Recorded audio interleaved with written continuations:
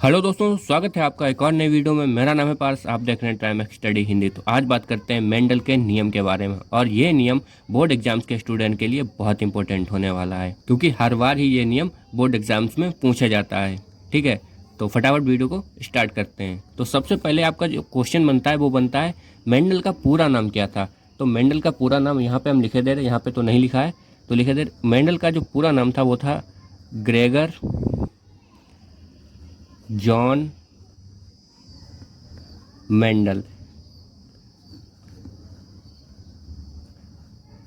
ये क्वेश्चन आपका बहुत इंपॉर्टेंट है, क्योंकि ये बहुविकल्पीय में भी आ जाता है और शायद 1 नंबर वाले में भी पूछा जाए। ठीक है, तो ग्रेगर जॉन मेंडल, मेंडल का पूरा नाम है, ये आप बिल्कुल पढ़ के जाइएगा। और इन्होंने 3 नियम दिए, ये भी आपसे पूछ सकता है। ठीक है, तो प्रथम नियम है आपका पूर्ण प्रभाविता का नियम। क्या कहता है ये नियम? इस नियम के अनुसार जब कोई 2 भिन्न भिन्न लक्षण वाले पौधे के बीच क्रॉस कराया जाता है, तब पहली पीढ़ी में एक लक्षण दिखाई देता है, इसे प्रभावी लक्षण कहते हैं। जबकि दूसरा लक्षण नहीं दिखाई देता, उसे अप्रभावी लक्षण कहते हैं। इस नियम को पूर्ण प्रभाविता का नियम कहते हैं। ठीक है, तो इसका उदाहरण समझिए। जब एक लाल फूल वाले पौधे और एक सफ़ेद फूल वाले पौधे के बीच क्रॉस कराते हैं, तब जो लाल रंग है वो दिखाई देता है, और उसे ही हम प्रभावी लक्षण कहते हैं, क्योंकि सफ़ेद वाला पौधा अप्रभावी लक्षण है। जब हम इन दोनों के बीच क्रॉस कराएंगे तो बनेगा शंकर लाल, पर दिखाई सिर्फ लाल देगा। ठीक है, तो चलिए दूसरा नियम समझते हैं क्या है।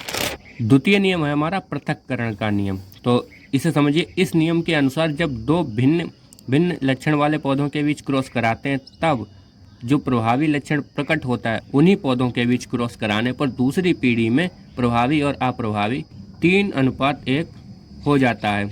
जैसे यदि लंबे और बौने पौधे के बीच क्रॉस कराते हैं, तो पहली पीढ़ी में सभी पौधे कैसे होंगे? लंबे। जैसे पहले वाला नियम था जिसमें हमने लाल और सफ़ेद पौधे के बीच क्रॉस कराया था, तो पहली पीढ़ी में कौन सा पौधा आया था? लाल। पर वो पूरी तरह लाल नहीं था, वो था शंकर लाल। ठीक है, सभी पौधे लंबे प्राप्त होंगे, जिन्हें शंकर लंबा कहा जाएगा। हमने उसे क्या कहा था? शंकर लाल। परंतु यदि इन्हीं पौधों के बीच क्रॉस कराएं, तब दूसरी पीढ़ी में 3 पौधे लंबे और 1 पौधा बौना आ जाएगा। यानी अगर हम सही से समझें, जो पौधे हमें प्रथम पीढ़ी से प्राप्त हुए, यानी वो शंकर लाल हमें प्राप्त हुए थे, फिर हम उनके बीच क्रॉस कराते हैं, तब हमें 4 फूल लाल और 1 फूल सफ़ेद प्राप्त हो जाएगा। ठीक है, आप समझते हैं। जैसे मान लो यहाँ पे एक शुद्ध लंबा पौधा है और यहाँ पे एक शुद्ध बौना पौधा है, हमने इनके बीच क्रॉस करा दिया, तो यहाँ पे क्या बना? शंकर लंबा। फिर एक शंकर लंबा और एक शंकर लंबा, इनके बीच क्रॉस करा दिया, तो इसका टी यहाँ पे मिला और इसका ये वाला मिला, तो ये पौधा कौन सा हो गया?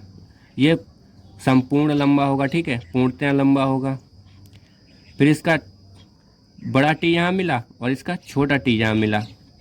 टी का मतलब टाल, लंबाई। ठीक है, तो यहाँ पे शंकर लंबा होगा। ठीक, तो ये शुद्ध लंबा, ये शंकर लंबा, ये शंकर लंबा, और इसका छोटा टी और इसका छोटा टी, ये बौना, यानी शुद्ध बौना ये पौधा मिलेगा। तो यहाँ पे 2 शंकर लंबे हैं और 1 बौना है और 1 शुद्ध लंबा है।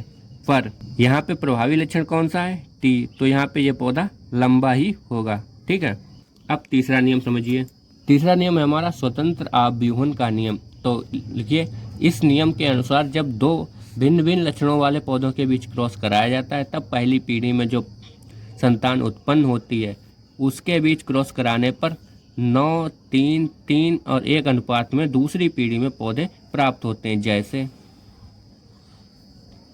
पीले गोल और हरे झुर्रीदार पौधों के बीच क्रॉस कराकर प्राप्त संतानों के बीच क्रॉस कराने पर निम्न अनुपात में पौधे प्राप्त होते हैं।